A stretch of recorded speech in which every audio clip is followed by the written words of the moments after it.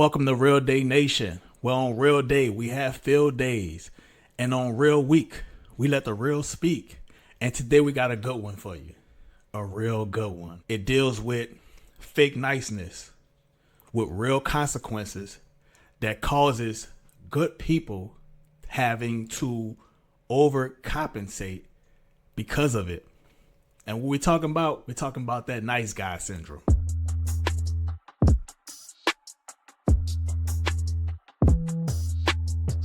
Nice guy syndrome, from what I gathered, isn't genuine kindness. And that's what get people. It's that fake niceness that has that ulterior motive, those ill intentions, right? And so with a lot of times when you're dealing with someone who's suffering from the nice guy syndrome, you get those guys who overly compliment, who overly gotta be involved and buy flowers, and when they do not get what they want, the real them come out. It becomes cold. There's a stat that I looked up, and it said that 70% of women can see the fakeness within 5 minutes of them talking to a guy. Now I want to know if that's true. So ladies, you see the stat, you be like, yeah. If you part of that 70%, let me know. Let me know in the chat. If you want to tell your story, put it in the chat. Let us know how you peeped it out within those 5 minutes. But that's 70%. That's a lot. So there's a lot of fake nice guys out there that suffer from that nice guy syndrome that do these things, and the genuine guys gotta suffer from it. And it's not just with relationships. You get it with friendships as well. You know, that fake friend. We say that all the time, right? Those fake friends that make you suffer from it as well. Today we're talking about nice guy syndrome. For those that don't know what that is, that's when most men they feel like they're nice guys, they feel like they get picked last in dating and just in life, period. And today we're going to touch on that. Not to mansplain, but a lot of women feel like, there's really no such thing as a nice guy per se. What defines a nice guy? I got a story that really could confuse a guy that, because they say nice guys finish last, but I could tell a story that started early for me that could be why guys feel this way, right? So in school, there was a girl, man. We go call these girls, it's two girls I'm going to talk about. We go call them China and Tokyo, because I'm Japan, and we all know what Japan stands for.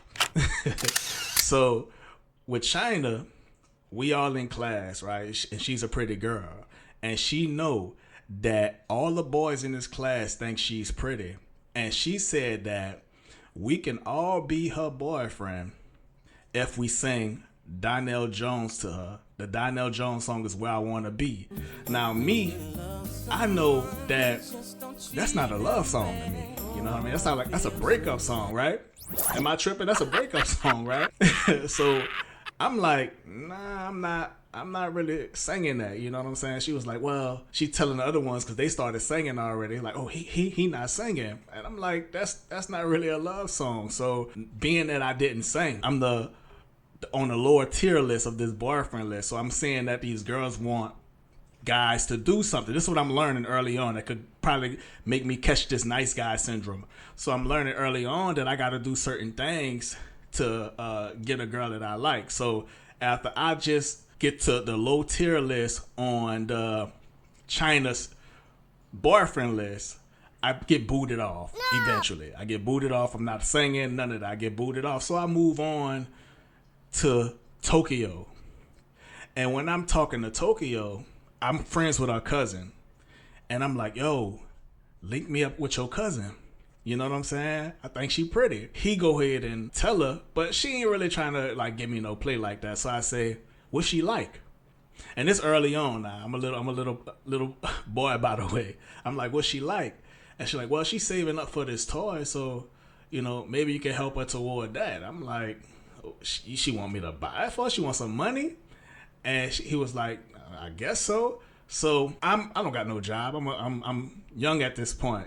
So I'm thinking, all right, every time I get some money, I'm going to give it to her and she gonna be my girlfriend. And so I'm talking from 3rd grade, 4th grade, 5th grade. I think it ended at 6. Yeah, it ended at 6 for sure. So all these grades, I'm like, yo, I'm gonna keep giving her every time I get some money from my mama. I'm gonna give it to her so she can buy that toy and she go be my girlfriend. After all that time, right? We finally get to 6th grade. That's how I know it ended. It was 6th grade. I know she had to buy that toy by then. So, well, whatever it was she wanted. I can't remember exactly what it was. I know she had to buy that by then. And I'm like, yo, what Chris Brown called it, residuals. You know what I'm saying? So I'm like, what my residuals at?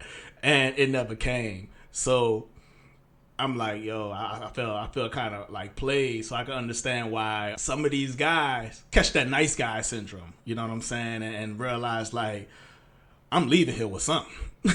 You know what I'm saying? So those were a couple nice things that happened to me, and as I mentioned before, there was a stat that stated that 70% of women can catch the fake niceness within 5 minutes of them talking to a guy. You know what I'm saying? As I stated before, I want to know if that's true. If you really could catch it, what are the signs that they're looking for? You know what I'm saying? So, what about y'all, man?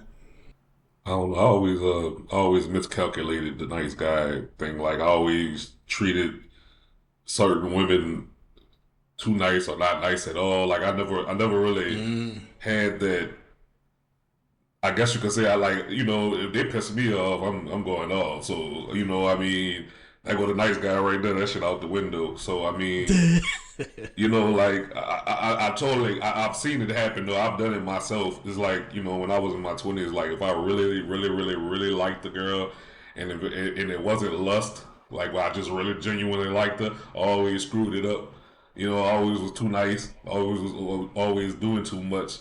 Because I work in the hospital medical field, I always worked with a lot of women, and so I learned a lot from them, just watching how they all like, how they move, and I could see like how like some men could be a little whiny, a little clingy, a little too much. Don't have their own life, don't go out with their partners and go drink beers or something, go watch the game or something like that.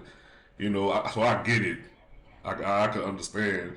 I remember like, working with people, like working with dudes in like, retail stores. You'll watch them being overly nice to the girls that they working with. We working with, because they're trying to holler, and you just look at them like, and then they just come over to me, not giving. I don't care, Billy Bad, but I'm not caring, not opening doors and all that, and they giving me the box. So I mean, like I say, man, the statistics show, bro, that stuff might be true. I got another one for you. They did say that 58% of women view a nice guy as a red flag because they feel like there's a ulterior motive that comes with it, meaning like, or if I accept these, whatever, if you're getting gifts or anything like that, if I accept these gifts, you want something at the end.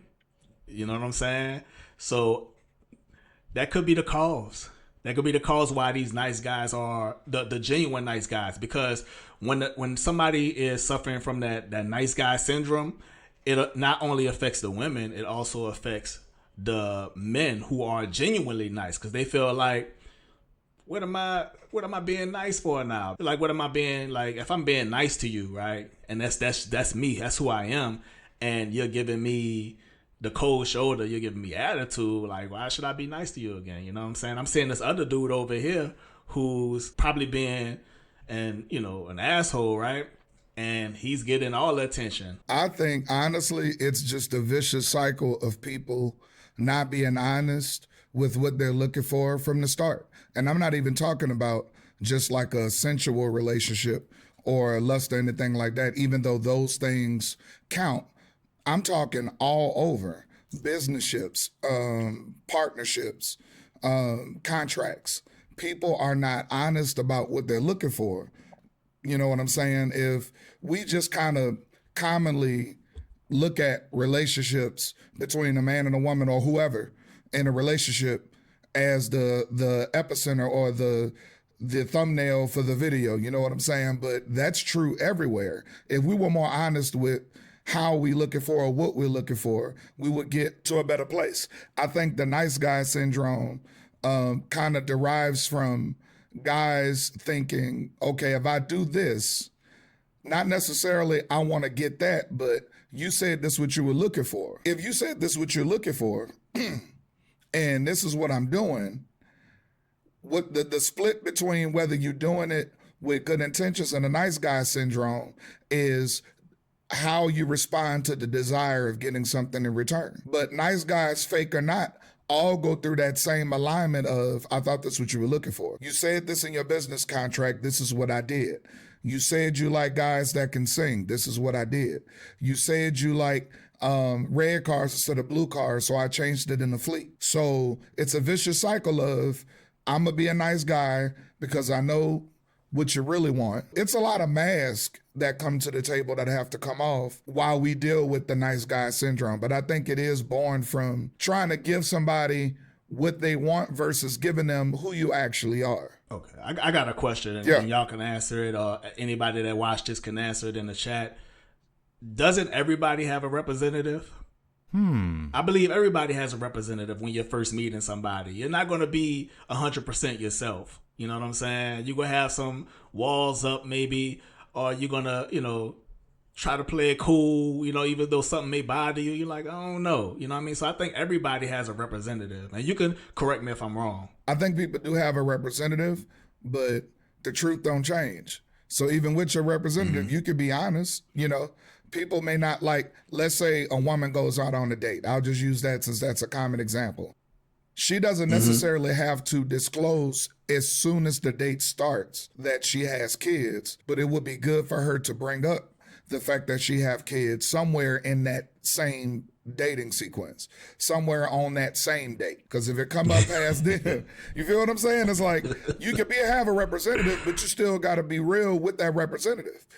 You don't bring your whole kids. If you inviting a girl out, she not go bring, unless that's something y'all agreed upon. That's a whole different subject. She not go bring her kids to the date. She trying to find out who you are. You trying to find out who she is. Even though she is going on a date and she's representing herself as a woman, she's also a mother. So you don't necessarily see mother on her when you see her at the date. That's something she would have to disclose to you. So that's what I mean about having a representative, which I think we all do. And actually having a representative is not bad. I think it's healthy. It's what you choose to bring out in that representative that makes it toxic. I agree with you on that because, again, with the stats, they say 61% of women stated that the nice guy that they were with suddenly turned cold after they didn't get what they wanted. You know what I'm saying? So can you see some truth in that? I see it on both ends because I can see women doing that as well. But we're talking about guys right now, right? But can you see that happening on that high percentage from the male's perspective? I feel like down here in New Orleans, women are a little more open and honest and upfront about their situations, like especially like with having kids. It's a package deal situation down here, whereas other places, women might be like skeptical to bring people around their kids or to even mention their mothers. So, some women out here, they don't care. Like, me and my 5 kids, we going wherever we go, you know what I'm saying? And there's a lot of men down here that are willing to take care of that chick 5 kids. You see what I'm saying? Like, I don't know why, but it's just like that. Like, it's easy. It's a lot of relationship hopping down here. Like, the girl with 5 kids, she might be with Tyrone a day, they together for a couple months, they break up, she get with Sean, might stay with Sean a year, and then she get pregnant again by him, so that's 6 kids, they break up, and then she get with, James, and then, her and James get married. So there's always a nice guy willing to save the day, For sure.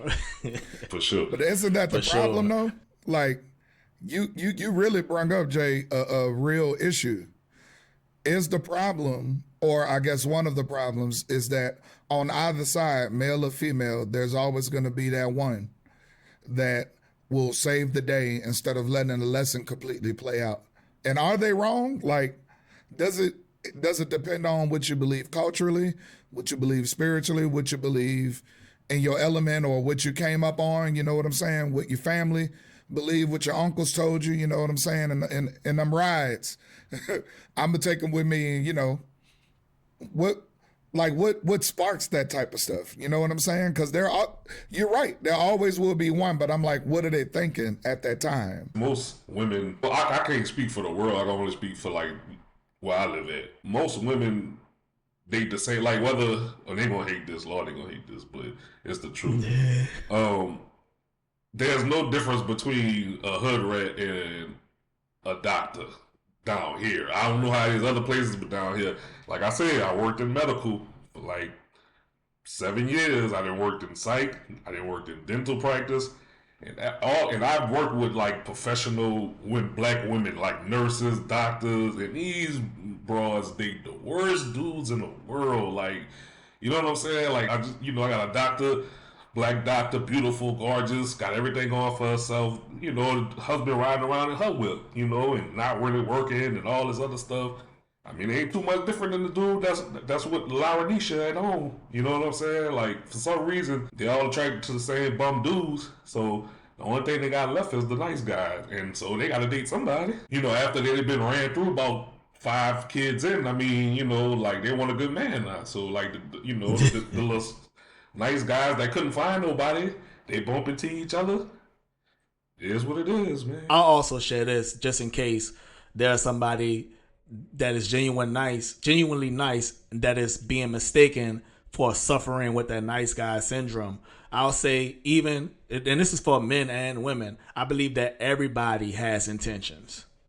And all intentions don't necessarily mean they're bad intentions, because somebody could be like, well, I'm doing this because I'm looking for a wife. You know what I'm saying? I'm doing this because I'm looking for a girlfriend. Or we could go as low as I'm doing this because I want to smash. And that's telling people what your intentions are from the beginning. Now, I could be naive and be like, and say, well, I think guys should say that, or even females should say that. Like, look, I'm trying to smash. You know what I'm saying? And if you with that, then we can do that. Now, females out there that not going to go for that, but I think we are in a different era because a lot of these females feeling sexually liberated. You know what I'm saying? So they may be going for it.